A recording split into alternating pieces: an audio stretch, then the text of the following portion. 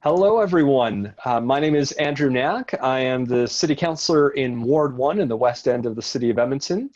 And I'm joined today by Robert Tinga from the West Edmonton Business Association.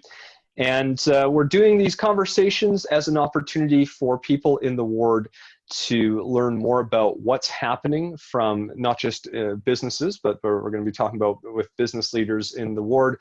We're also going to be talking about talking with community leaders and different organizations who are doing great work in the city of Edmonton as a way just for everyone to know what's going on, how different groups are dealing with the pandemic, and what we're thinking about in the future. So with that said, I want to turn it over to Rob and let you introduce yourself and the organization you represent. Thank you very much, Andrew, for that introduction. Yeah, I'm Rob Tinga. I'm the president of the West Edmonton Business Association. We geographically cover the majority of the West End from a business standpoint. The organization's been around for almost 40 years now, and we have sort of three main pillars that we talk about. We have advocacy, we have education, we have networking. And the way that we view those is that advocacy, we're not going to lobby on behalf of businesses for, towards the city or the province or the federal government, but we, through our years in business, have created really good relationships with the different levels of government. So we have the ability to bring the right voices to the table when there's issues that need to be addressed. From an education standpoint, we look for either businesses in our association who have really good information that they want to share with other members, and also outside of our organization, we'll bring in people who have business skills and things that so on that we want to share with our members as well. And we do that through luncheons and breakfast events and so on that we do. And then from a networking standpoint, we traditionally will have in-person mixers. Usually those are after hours, and of course we offer lots of opportunities of all of our events to meet people and get to know who the business leaders are in our communities. So yeah, we've been around for a long time. We really value the work that we're able to do on behalf of our members, but we rely on our members for the existence of our association.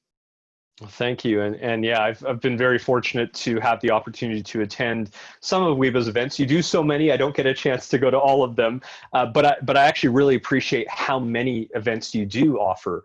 And it's a great way, no matter what somebody's interested in, no matter what a business is interested in, there's something for them in the work that WEBA does each and every day.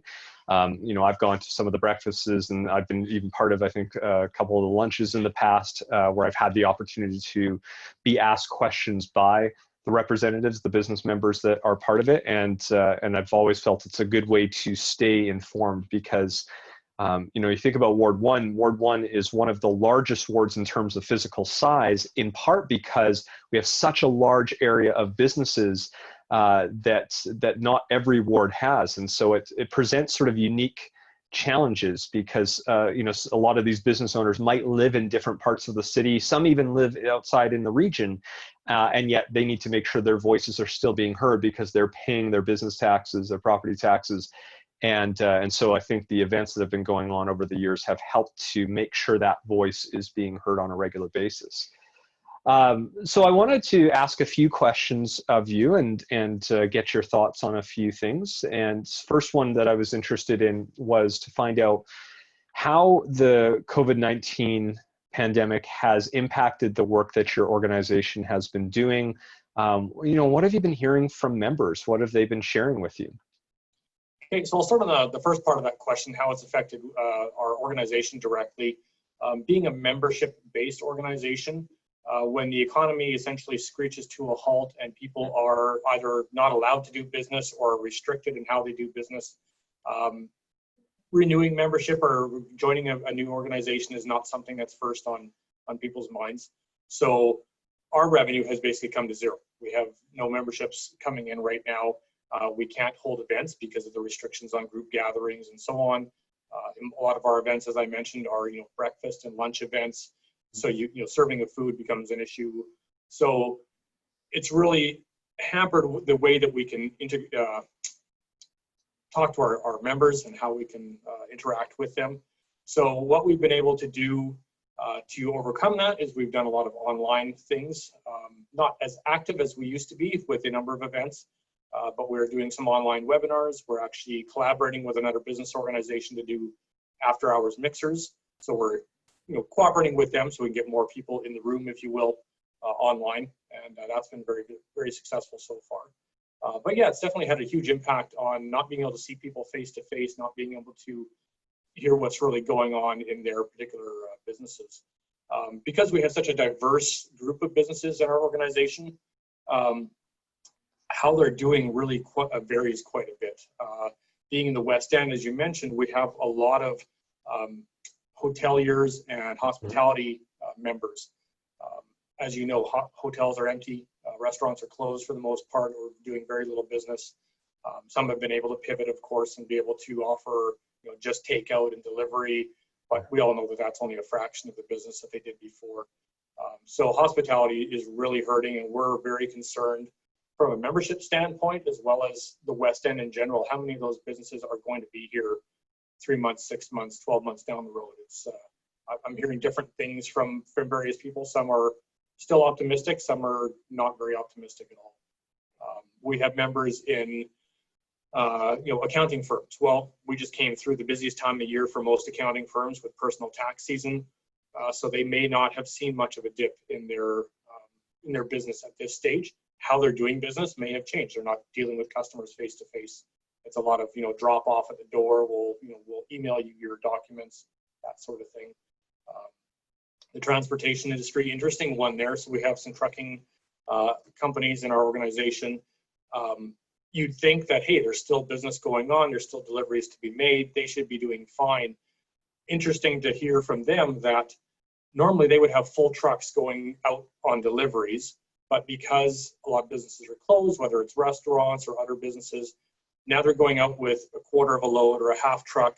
Their expenses stay the same, but their revenue has dropped because they don't have full vehicles going out on a daily basis.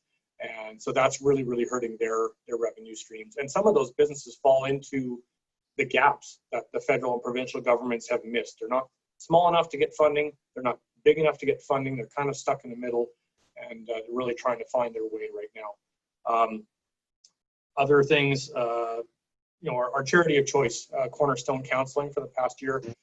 They're a mental health and counseling organization.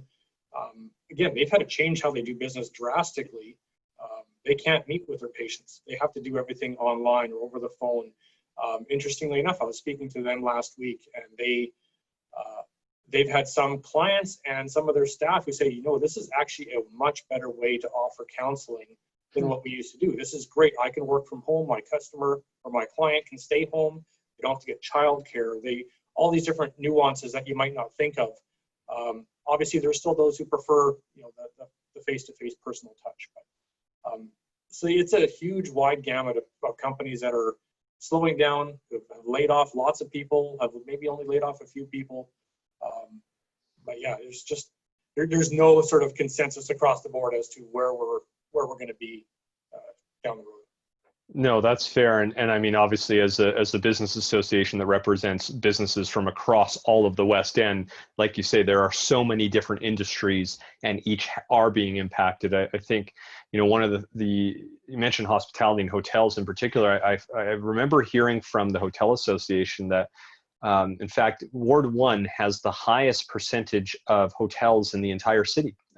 You might first think, oh, it's got to be downtown, but in fact, no, it's the West End. We have the greatest number of hotels, and you're right, like so many of them have been negatively impacted by this. I was chatting with one of the representatives from the Hotel Association about this, and the types of solutions and stimulus that might need to be provided for that industry is going to be very different than each of the other industries. There is really no one-size-fits-all approach to this, and so it's good. I know on the city side we have a smaller role to play in this than I would say the other two orders of government when it comes to direct funding. But even in our conversation last week when we were talking about different ways that the city can help, we have recognized that there needs to be a variety of tools. And so we approved a program that includes a number of different ways to try to help. So it's a good point that you raised just around that sheer difference that exists across the board.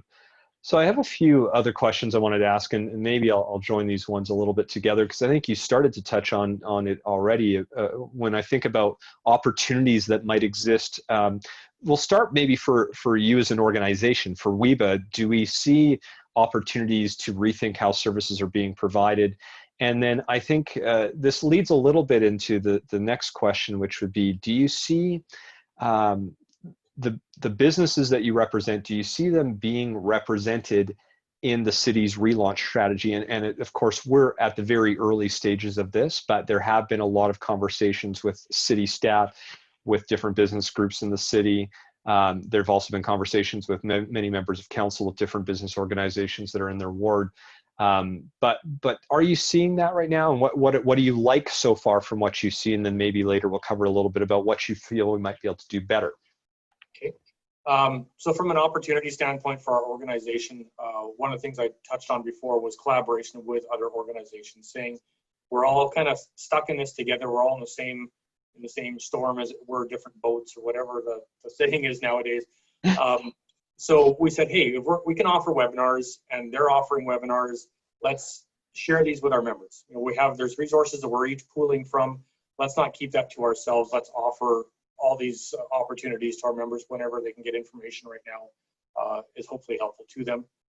The mixer side of things is nice because you can collaborate with a larger group of people and really get a better cross section for referring a business and seeing where people are at and get a feel for that. The nice thing on the mixers is we've been trying very deliberately to put a positive spin on the conversation. So we come in with conversational topics in each breakout session that we do. Of course, we're going to address the story of the day, which is COVID-19, but let's not get stuck on that and let's not dwell on that. Let's, what are your goals for the next 12 months? What are your, how have you changed your business model? How have you had to adapt?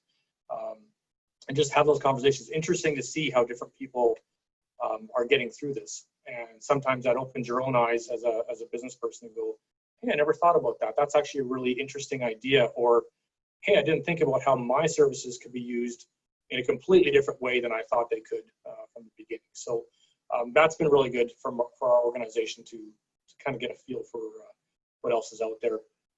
I think coming out of this, in-person get-togethers is definitely still going to be important. But I think there's a lot of value in doing things online where people can do it over their lunch break. They don't have to leave the office. You can keep costs down for ourselves as well as for our members.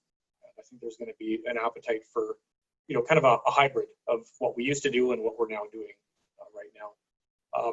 From what the city's doing, I'm going to be honest, I don't know a whole lot about the relaunch strategy from the city and what they're able to help out with, other than last week's announcement of a grant program for businesses and business associations.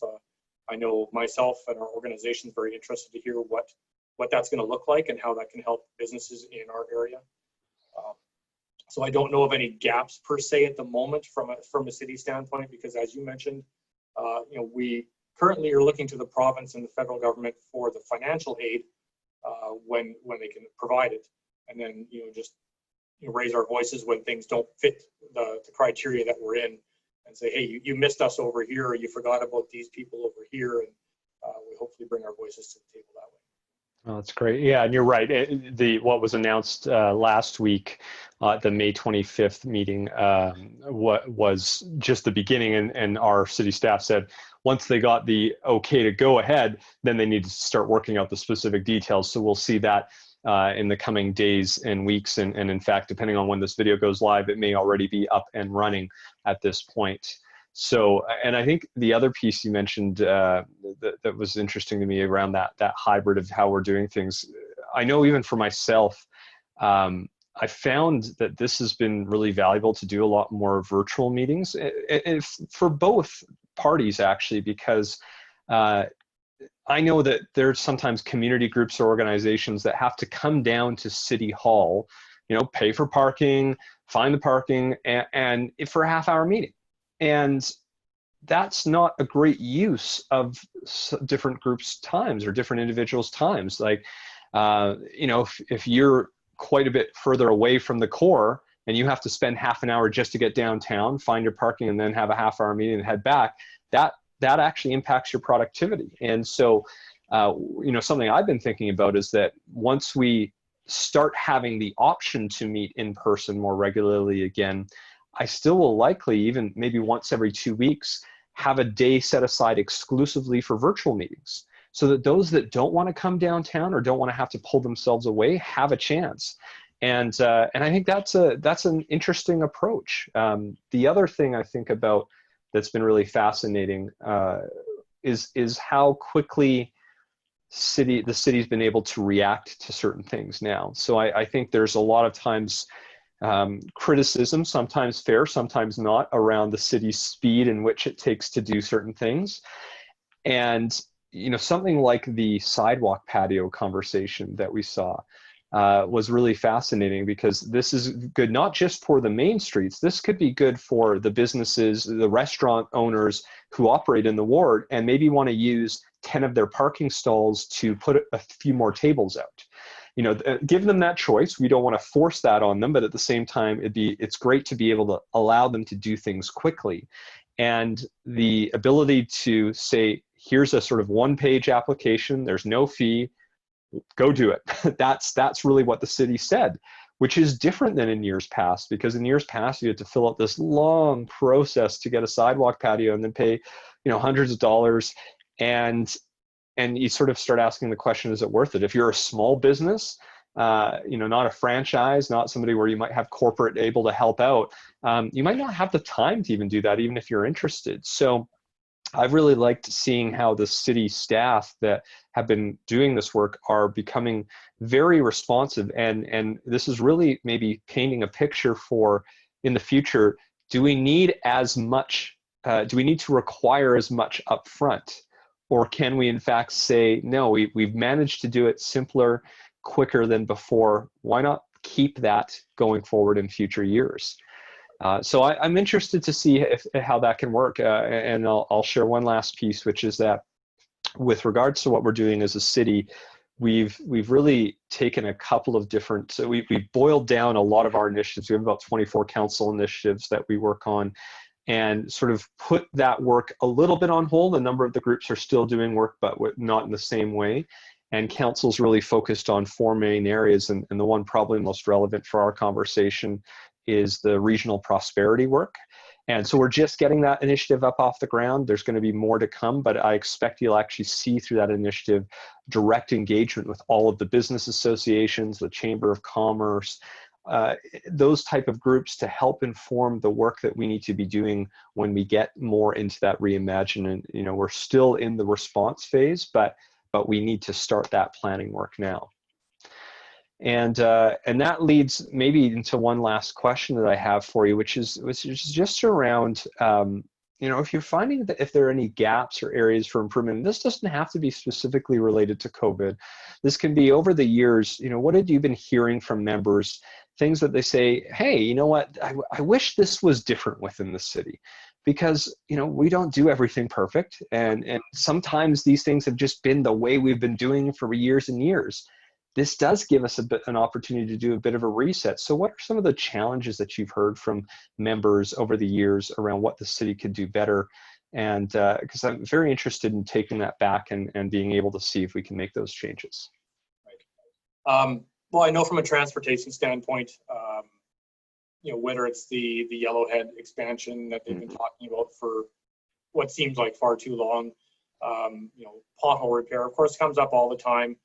This year, I guess when COVID-19 hit, and we thought, hey, there's less cars on the road, stuff will get fixed faster. Didn't quite seem to be the case, so I'm not sure where the disconnect was. I know I try and report when I can, on potholes, but there was a stretch on 100th Avenue as an example that I think I reported 3 times, because they come and they fix 20%, and then I'm like, well, I'm still hitting these huge potholes, so I reported again, and a few more got fixed, and things like that. It just didn't seem to make sense to me, and I wasn't sure what the reasoning was. I know we do have, again, somebody in the trucking industry is in a small segment of the West End that has not seen improvements. They're paying higher city taxes. They're not getting the services that everybody else is getting, and there's this constant battle going back and forth. Again, I'd let him speak to that specifically, as I'm sure he has, but yeah, I mean, overall, I think the city has done a good job. I don't hear a lot of complaints other than, just the usual rumblings about LRT expansion. Some hate it, some love it. Yeah, The I know rumors that that. go around that, is it actually going ahead? Is it not going ahead? Getting the right information out to the business community, because you pointed out a good thing earlier that, like for myself, I don't live in Edmonton proper. I live in one of the outlying communities, and so I pay my personal taxes there, but I spend more hours in Edmonton probably than I do in my own local community. And so when I see stuff going on in Edmonton that I don't agree with or whatever, I try and voice my opinion, but I also keep in mind that I'm not the primary taxpayer for my complaint, right? I live in a different community. So I think including businesses more in some of the announcements that go out, and when there's a town hall, I'm sure it's open to everybody, but I think business people maybe don't get notified as directly, or because we live in a different community, we don't see the notices. So whether it's a huge project like the Yellowhead or the LRT, it impacts businesses all over the place. So I think that's something that businesses need to have a stronger voice at the table. Yeah, that's great, and I think that's a very good point around the communication piece, because I think oftentimes, and I don't want to speak for city staff, but I think often my guess is we defer to a group like the chamber first, right? That's the first sort of spot we think about, and we also maybe to another degree will think about the business improvement areas. So oftentimes those main streets, but we don't as often, I think, reach out to groups like WEBA, who represent a large number of businesses, as you've noted, and I think that's an important piece that, as a city, and actually, frankly, as a council, we need to be very attentive to when we're doing these engagement sessions. And yes, it's different. Like for me, I know it's challenging because unlike MLAs and MPs, our budgets for our city council offices are pretty low. So I don't get to do mail outs or anything like that. I do emails, I do social media posts, but I do not have a budget to pay for mail outs, because my budget essentially covers the team members who help support our office and help respond to questions that come in, but it doesn't allow as much outreach. So thinking about that, making sure we are very deliberate about who we're reaching out to. When we're sending out that email blast, are we making sure that it's going out to the various business associations so that they can then relay that to all of the members who have signed up? I think is a really, really important point, and appreciate you identifying that. And I think the other piece that I wanted to mention, I've had a separate conversation with Brad Abel from the Winterburn Business Association, because that's one of the areas within West Edmonton Business Association that I think you're talking about. It's a huge area that's unserviced. We also have another spot a little more northwest that's just outside of the ward, but we run into the same challenge. And I know business owners in both of those areas have been, eager is probably an understatement, but very much expecting to see some type of servicing coming into these locations, which finally, by the way, is underway. In fact, council during our same capital budget discussions on May 25th further advanced that work through a couple of motions. So I'm encouraged that I think we're going to get to that point, because the final piece that I think resonated with me in what you were saying is, I want you to think, just because you might live outside of the city boundaries, I mean, the amount you pay in business taxes is significant.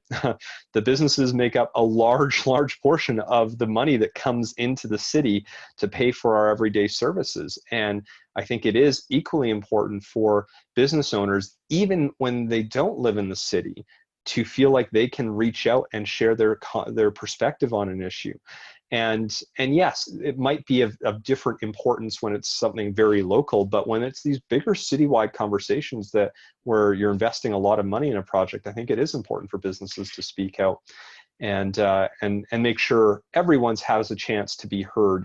Even though, as you noted, like on larger projects like the Valley Line West LRT, I very much have met some of the business owners who cannot wait to see it, think it's going to be a huge benefit, and some who hate it like you could never imagine. But I'm so glad that I've had the opportunity to hear those different voices, because all of those over the years have helped inform many of the decisions we make. You can never, like in any business, you're never going to make every single person happy, but if you've heard them, if you've taken the opportunity to really understand that perspective, I think it only helps make better decisions in the long run. So yeah, really appreciate that point. So the final thing, and thank you for all the answers so far, and just the last piece is that because we're doing these videos, and the goal is so that hopefully not just the members of WEBA are watching this, but it's residents who are just wanting to learn more about what's happening in their city, what are the different groups that are doing work. How can people stay more informed about WEBA? You want to talk about some of the things that you normally do and how people can stay in touch? Yeah, thank you. So our website is weba.org. That's WEBA.org. All of our information's on there as to what we do. Our membership directory is on there, how to become a member. Everything is all online now, including our events. So we have some upcoming events. We have another webinar in June. It's going to be a social media, how to grow your business webinar. That'll be on June 17th. Details are going to be posted shortly. Our annual golf tournament is another thing that's coming up. We normally would have that actually tomorrow, would have been our golf tournament, but because of COVID-19, we had to postpone it. So now it's September 1st. So if anybody's looking to sponsor our organization and enjoy a great round of golf out at the ranch, we're looking for sponsors and golfers for that. And again, information is all on our website. If you need to reach us, our best way is by email. So that's info@weba.org. And all those emails will come through to myself or one of our other board members.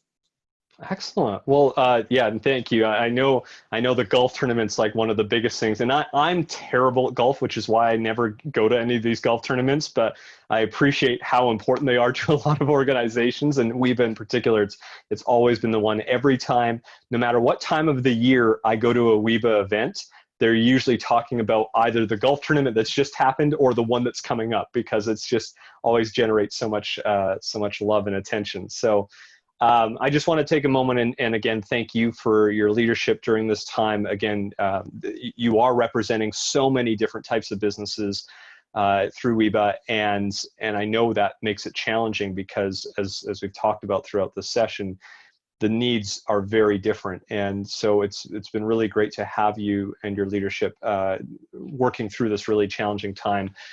Always appreciated our conversations and your willingness to engage, because I think, again, we need to make sure that we're not just hearing from people that live in the city, we're hearing from everyone who is involved in this city each and every day. So it's been a pleasure to have the opportunity to work with you, and look forward to sort of continued work over the coming months and at least the next year and a half while this is going on. So thank you so much for your time. Really appreciate you joining, and I hope everyone does learn more about WEBA, stay involved, stay on top of their events. Even if you're not a business owner in the West End, I'd encourage you to follow along, because the work that they're doing, again, helps build up our community. So thanks very much, Rob. I really appreciate your time. You're welcome. Have a great day. You too.